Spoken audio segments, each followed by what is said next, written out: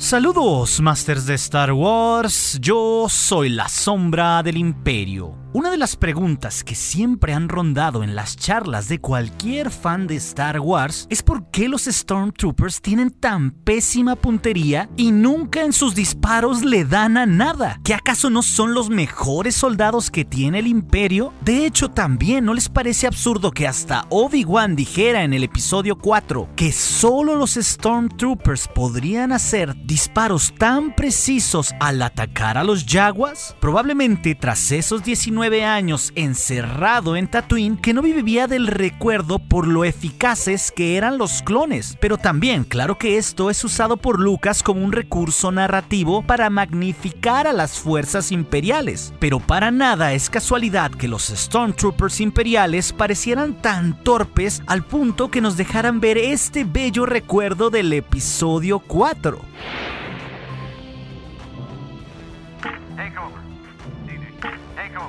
Aunque esta escena es en realidad un blooper que salió en el corte final de Una Nueva Esperanza, en realidad los Stormtroopers que protegían la Estrella de la Muerte eran de los mejores soldados que podría disponer el Imperio, porque recordemos que para tiempos del Imperio Galáctico ya no se utilizaban los clones. Estos habían sido descontinuados por Palpatine, así que los reclutas imperiales que formaban las filas de los Stormtroopers eran personas normales de la galaxia que se alistaban en el Imperio simplemente para trabajar. Es más, hasta el mismísimo emperador Palpatine en la batalla de Endor nos dice que quienes protegían el escudo de la segunda Estrella de la Muerte eran muchas de sus mejores legiones, y es justo en esa batalla que es una de las pocas veces que vemos a un Storm acertarle a su blanco, en este caso al hombro de la princesa Leia. Entonces, después de todo, ¿no eran tan malos o qué causaba tanta diferencia entre la calidad de los Stormtroopers en comparación con las huestes rebeldes y los Clone Troopers del pasado? Debemos saber que para el Imperio, los Stormtroopers eran una cuestión de cantidad más que de calidad. Esto principalmente con el objetivo de ampliar el dominio imperial a diversos confines de la galaxia. En sí, un método del emperador para hacer sentir el rigor del Imperio en cualquier lugar, lo cual afectaría directamente en la calidad de los elementos que formarían las fuerzas imperiales, algo muy distinto a como era el ejército de clones en la época de la República. Pero también hay una razón importante por la que vemos una abismal diferencia entre la eficacia que tenían los clones y los Stormtroopers, y esa es la genética. Ya que si recordamos a los clones, venían de un individuo finamente seleccionado, poderoso y con genes brillantes para el combate, como lo fue en su tiempo el gran cazarrecompensas mandaloriano Jango Fett, que incluso era reconocido en la galaxia por ser un asesino de Jedi, lo cual nos puede demostrar el nivel de combate que tenía. También por eso no es casualidad que tras su muerte, su hijo Boba Fett tomara su fama y fuera un guerrero sumamente veloz, astuto y temido en toda la galaxia, precisamente porque no era su hijo, sino un clon del propio Jango. Pero muchos se preguntarán aquí, ¿por qué no simplemente Palpatine seguía utilizando los clones en su imperio? Seguramente todos pensemos que esto podría haber sido un terrible error de Palpatine al decretar tras la guerra de los clones que poco a poco el ejército sería retirado y reemplazado con personas normales. Pero aquí hay varios puntos a tomar en cuenta. En las guerras clon, los mismos clones fueron un factor decisivo, ya que eran precisos, unas máquinas de guerra finamente entrenadas, además de estar liderados estratégicamente por los Jedi, lo cual hacían que los resultados en la guerra fueran mucho mejores. Es por eso que vemos tantas diferencias entre la eficacia de los clones, que ganaron la guerra más importante de su tiempo, contra la puntería de los Stormtroopers imperiales, que eran en realidad simples reclutas. Los clones tenían una corta vida al tener un factor de crecimiento acelerado al doble que un humano promedio. Por ello envejecían más rápido y esto también los volvía obsoletos mucho más rápido que cualquier humano o alienígena. Además, claro, los humanos o cualquier alienígena promedio era mucho más barato para el Imperio que un ejército genéticamente desarrollado por los clonadores de camino. Pero sobre todo, Palpatine había visualizado que los clones podrían ser una amenaza contra él y su nuevo imperio, ya que el emperador temía que los clones fueran utilizados como arma, justo como él lo había hecho antes, ya que los clones tenían en su chip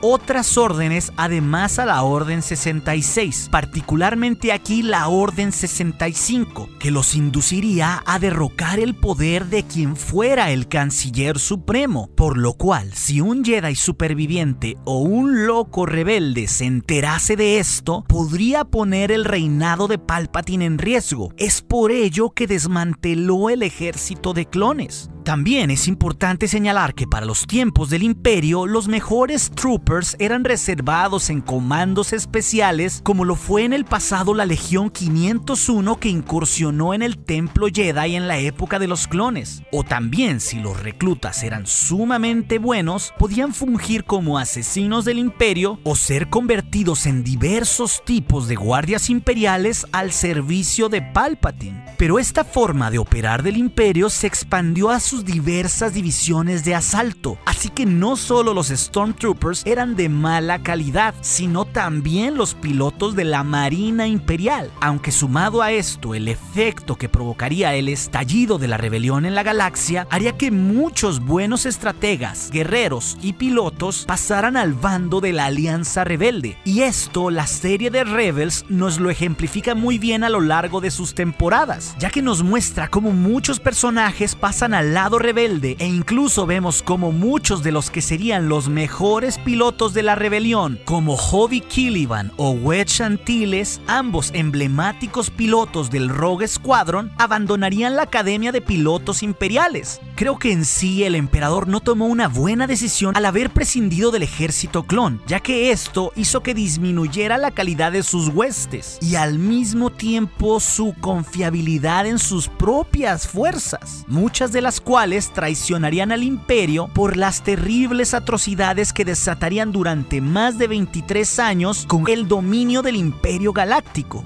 ¿Y tú, Master, qué piensas? ¿Por qué otra razón crees que los Stormtroopers imperiales tenían tan mala puntería? ¿Qué te parece que debió de haber hecho el Imperio para tener un mejor ejército controlado por ellos? Así que ¿no te parece que el método que usa el general Hux de un lavado de cerebro en los reclutas desde que eran niños podrían ser una de las mejores y más maquiavélicas soluciones para que el ejército imperial fuera mejor, o en este caso el de la Primera Orden? Me encantaría saber lo que piensan en los comentarios, porque créanme, siempre trato de leerlos a todos. Y en su gustada sección llega el comentario del día. Aquí el premio se lo lleva Dr. Watson Oficial, ya que en el video anterior sobre las filtraciones que demuestran que Yoda podría estar en el episodio 8, nos escribió que en referencia a las rimas que hay en Star Wars, él cree que Rey es una Kenobi, y justamente nos aportó una rima más, porque según lo dijo Grievous en Clone Wars, donde hay un Kenobi, siempre hay un Skywalker cerca. Y de verdad creo que esto tiene mucho sentido, ya que después de todo, Kylo Ren es un Skywalker, y en este caso yo considero que Rey podría ser una Kenobi, ya que es la teoría que desde mi punto de vista explica en mejor medida el misterioso origen de Rey, sobre todo porque hay múltiples rimas entre Obi-Wan y Rey por toda la saga, y si no han visto aún el video al respecto, se los recomiendo ampliamente. Masters de Star Wars, si les gustó este video, no duden en compartirlo y suscribirse al canal, ya que al dejarle un pulgar arriba al video siempre ayudará al canal a llegar a galaxias muy lejanas. Y recuerden, nuestro aliado es la fuerza, y un poderoso aliado es. Hasta aquí su amigo, la Sombra del Imperio.